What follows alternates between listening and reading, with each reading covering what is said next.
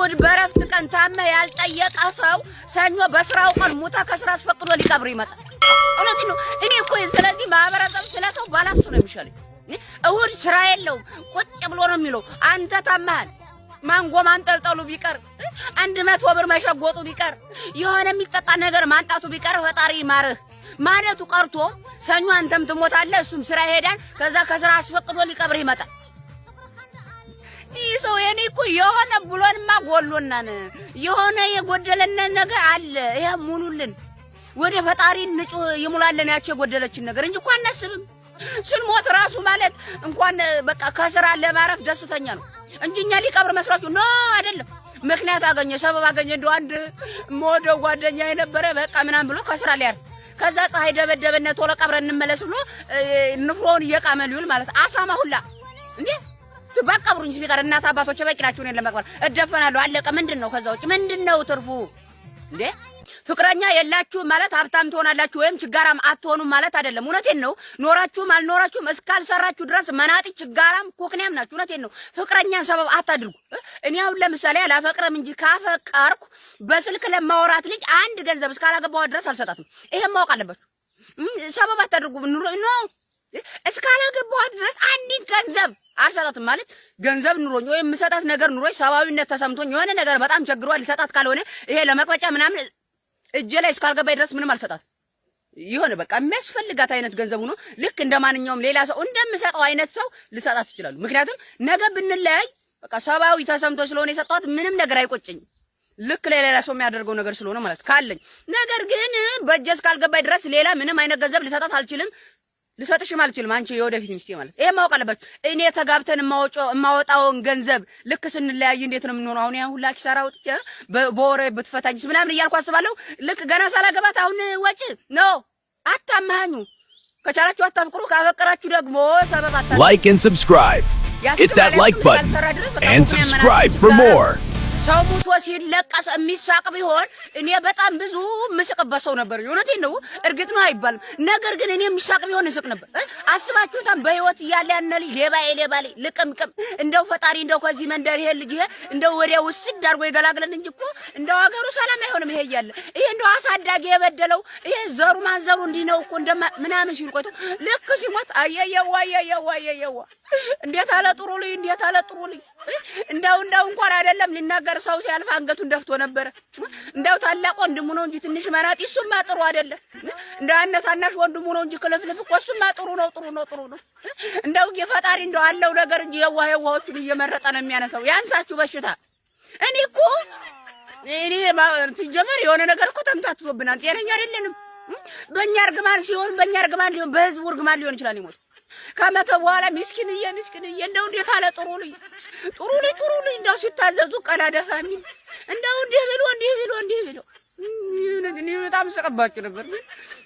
የእናንተን እንደዚህ አባባል ከማስብ የልጇ ሞት ስለሚያሳዝነኝ ዝም እላለሁ እንጂ እስቅ ነበር። ልጅነት ማለት በባዶ እግር እየሮጡ ከጓደኞች ጋር እየሳቁ ጨረቃን እንዳሻንጉሊት እየተከተሉ ዓለምን በየዋህነት ማየት ነው። እውነት ነው። ከዚህ ውጭ ያለው ልጅነት አይደለም። ምክንያቱም ባዶ እግር የሚያስሮጥም የዋህነት ነው።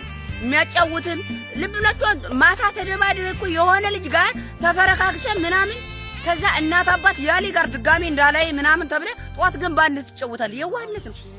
ጨረቃን በሄደ እያልክ መከተልም የዋህነት በቃ ዓለምን ሙሉ ባንድ ቦታው ነው ማየት። ከዚህ ውጭ ያለ ልጅነት አይደለም። እሰቡ ልጅ ነኝ አትበሉ። 7 ዓመት ተገትራችሁ እኔ እኮ ገና ልጅ ስለሆንኩ ነው። ልጅነት ያኔ ገና ጭቃ እየደፈደፍሽ ሳለ ቀረ። እንደዚህ የራሳችሁ ላይ ሴራ አታስሩ። ዝም ብሎ ሀያዎቹ ገብተው ሁላ እኔ እኮ ገና ልጅ ነኝ ልጅነት የሩጫ አልጨረስም እና እኔ ልሩጥልሽ ድዳም። እውነቴን ነው። ያኔ ቀረ በቃ።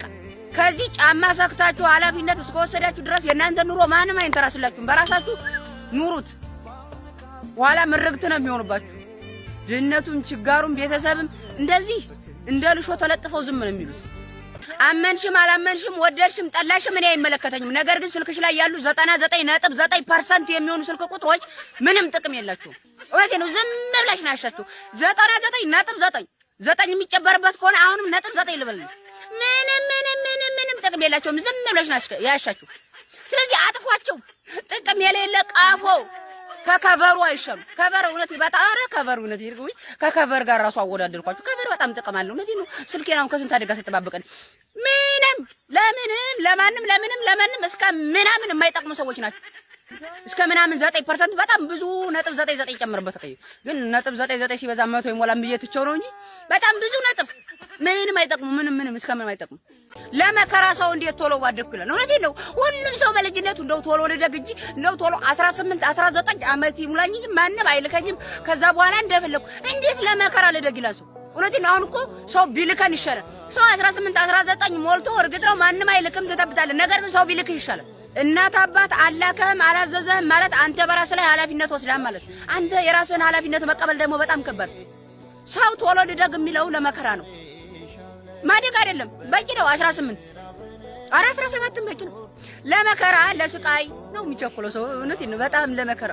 በጣም ለብዙ ብዙ ሁሉም ሰው እኛ ታይ ያለው ማለት እናንተ የምታዩት እታች ሰው እንዳይመታችሁ ተተብታላችሁ 18 19 ሰው ማንንም ሰው እንዳይልካችሁ እንደፈለጋችሁ ለመውጣት ለመግባት ነው ግን እንደፈለክ ከወጣ ከገባ በራሳችሁ ላይ ትልቅ ኃላፊነት ጥላችኋል ማለት ነው የኃላፊነት ነው መከራ የሚያረጋችሁ እኔ ሴት ልጅ ምንም ትሁን ችግር የለብኝም እውነቴን ነው ነገር ግን ቦርጫም እንዳትሆን እኔ በህይወቴ ቦርጫም ሴት ሳይ ቀበብ ነው የሚለኝ ምንም እኮ ናችሁ አይደለም ነገር ግን እኔ አልወድም ቦርጭ ምክንያቱም ቦርጭ በስፖርት መጥፋት የሚችል ነገር ነው አሁን አንዳንድ ሰው ረዝም ሴት አጭር ሴት አልወድም ይላል ቀጭን ይላል ምናምን ያን የፈጣሪ ነው ችግር የለብኝም ቦርጫም ሴት ከቦርጭ ማልፎ ደግሞ ክርክር ያለው ቦርጭ ከ6 ከ5 ቦታ እጠፍ ብሎ ያን መከራ ነው ያን ሻወር ለመውሰድ ራሱ ሌላ የሆነ አጣቢ ሰው ያስፈልጋል እኔ አልወድም ስትወልድ አትለይ ነፍሰ ጡር ስትሆን አትለይ በቃ መከራ እድሜ ልኳ እንደዚህ ዝብዝብ ብሎ ቦርጯን ራሱ ከልጅ በላይ ነው የሚከብዳት እኔ አልወድም ምክንያቱም ቦርጭ በስፖርት ማጥፋት የሚችል ነገር ነው